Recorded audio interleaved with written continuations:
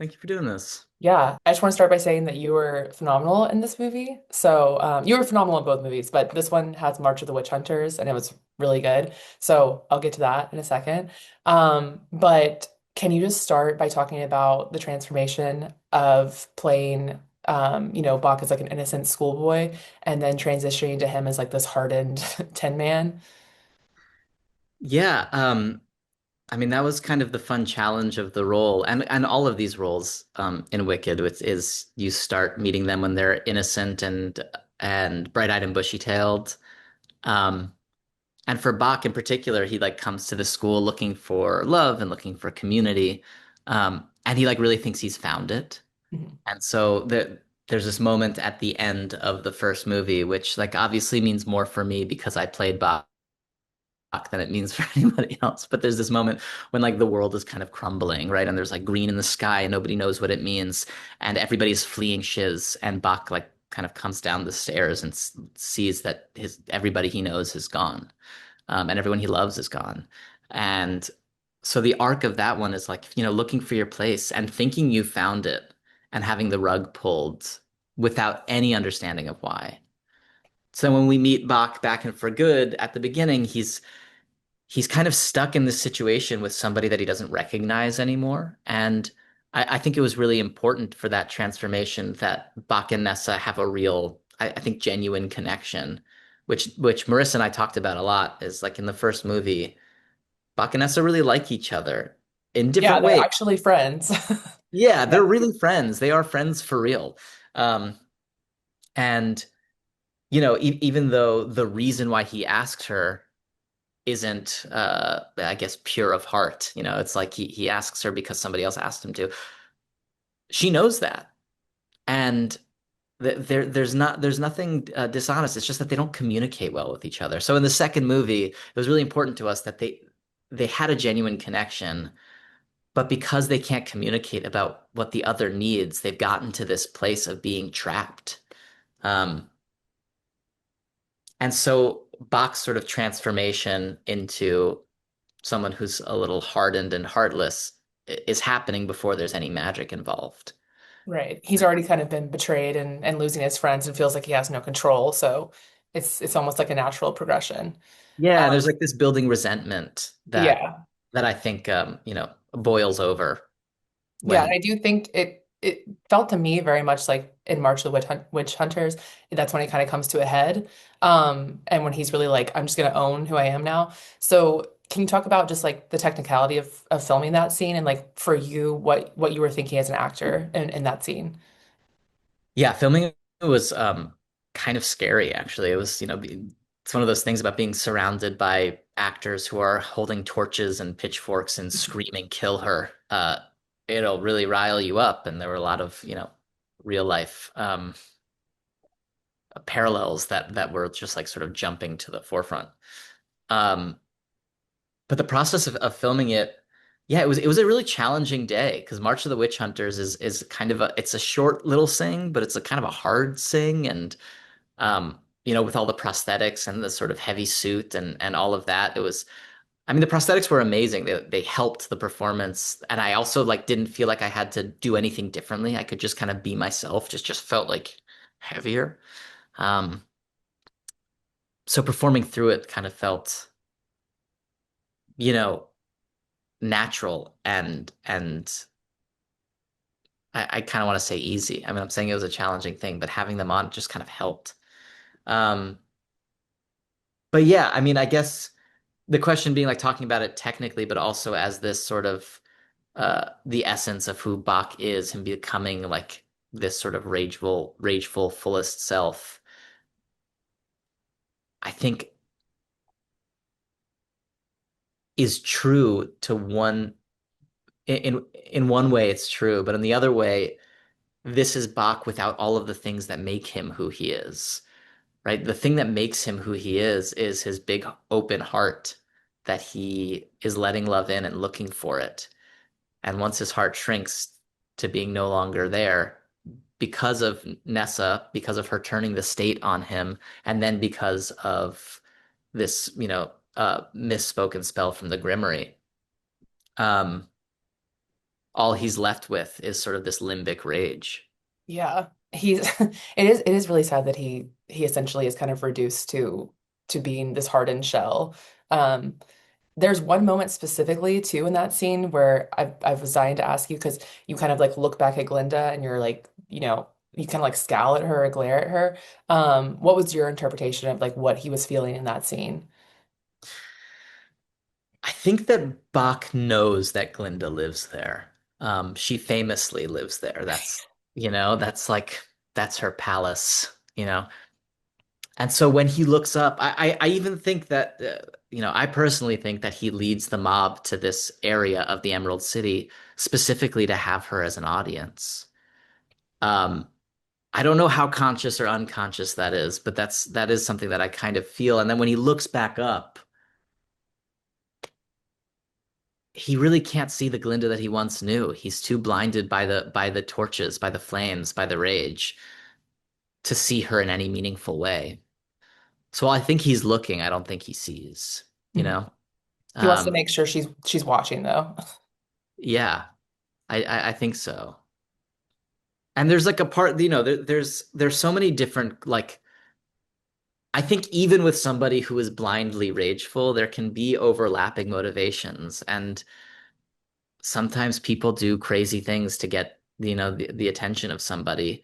And also sometimes people throw blame really hard at someone that they know they shouldn't be blaming because it's easier. And the pitchforks come out, and there's nothing more uplifting than being supported by other people with pitchforks and torches. And we see it everywhere. We see it all the time. I mean, that scene is like we see it in our real world all the time. It is so easily accessible. Right, yeah. Mob mentality, I guess.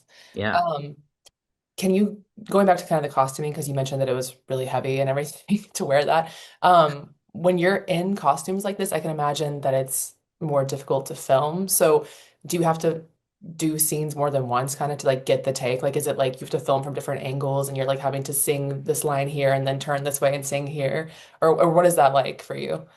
Yeah, I mean, it definitely is a little harder just because it like weighs you down. But I had like an amazing woman that I worked with in the wardrobe department named Carol who would like run in without me asking. She would just like run in and like help me hold it up, and she was just like an incredible support in so many ways.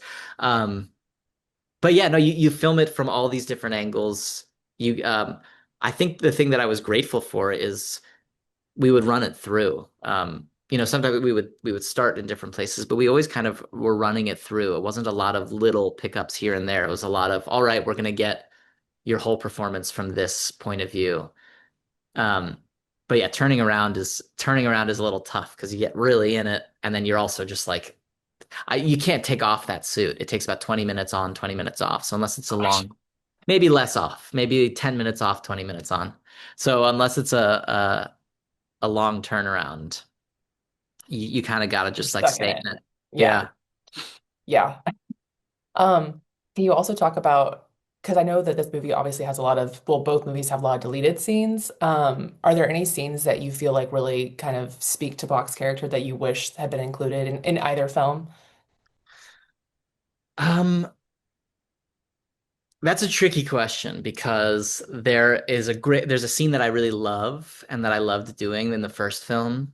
And there's a part of me that's sad that it was cut, and there's another part of me that knows it was the right choice, you know? And I remember the first time I watched the movie, uh, getting to the part where that scene would have happened and thinking, oh, John made the right choice here. That's um, really good editing. Because I think the scene was good, and it was Bach and Elphaba at the train station. Um, and I loved that it established their relationship uh, in a way that shows who Bach is at his core, shows that he has good intentions but isn't doing the right thing. He's trying, and that he sees her and that he knows who she is. And the reason that I love that he knows who she is in like a deep down way is that when he sees her back in the governor's mansion in Wicked Witch of the East territory, it's really heartbreaking that he believes the propaganda about her.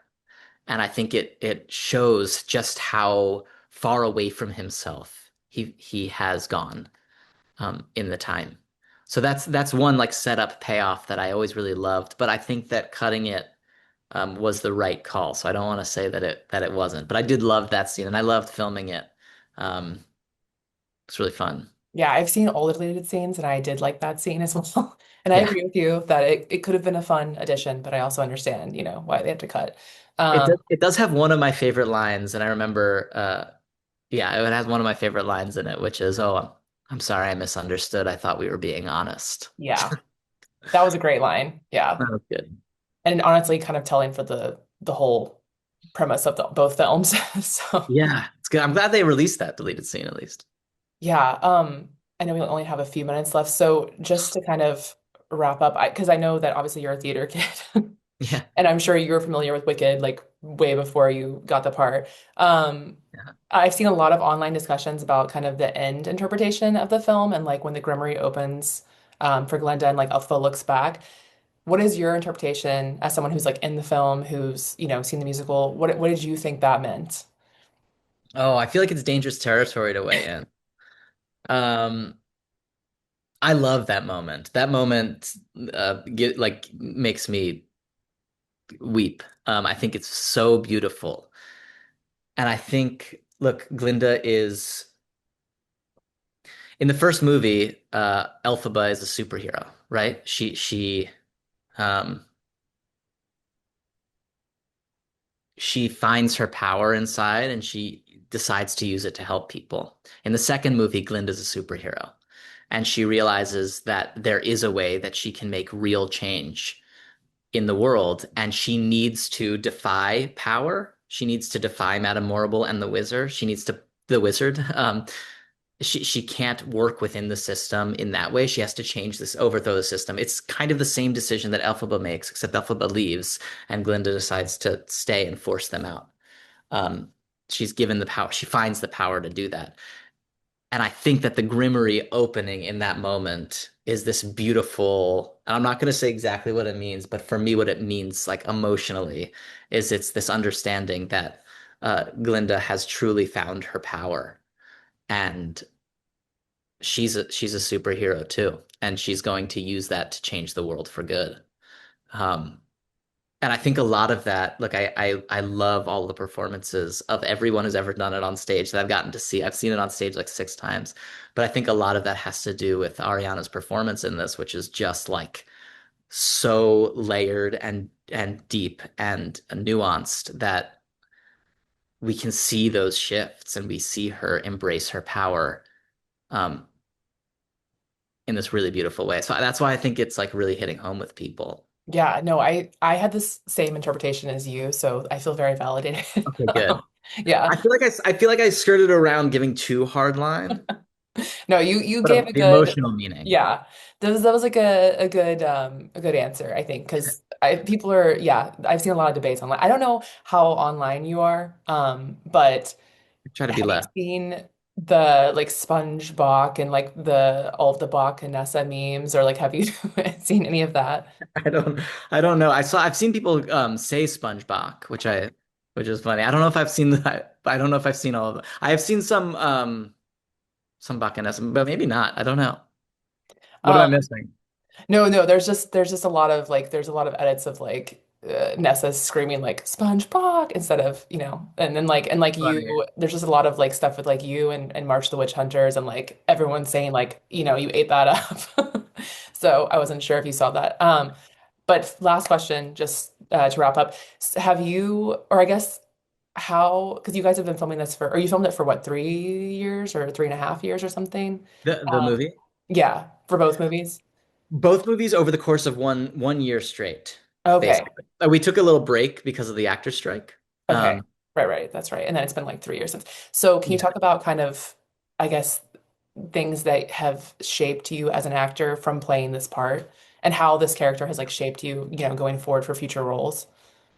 Yeah. Well, look, I think the experience of working on this set has really changed me. Working with John, working with getting to like work closely with Ariana and with Cynthia and with Johnny um and Marissa and then getting to watch Jeff and Michelle. I don't have a lot to do with them, but getting to watch them. Like I learned so much. I learned so much about how to, I don't know, like access the best version of a character. Um, and so yeah, I mean, I think I'm going to be taking away a lot about how I already have taken away a lot about how I like to approach work. Not just the work that I do leading up, but like take after take after take. One of the best things I learned, and I kind of knew this, but it's nice to see it confirmed, is that everyone's best work happens when you're trying to lift each other up, when it's not competitive, when it is collaborative. And John really led an unbelievably collaborative set, and these movies wouldn't be what they are without that. Like his tone setting. And then from Bach, I think I've learned both that opening up your heart is a really beautiful thing, but that it's important to be honest and communicate with Nessa and with the people in your lives. And Yeah, communication is key. That's the key takeaway. I do actually think, in a funny way, it's true. Yeah, no, truly. There's a Yeah. lot of miscommunication in these movies. There's a lot of just like fear of saying the thing you need to say.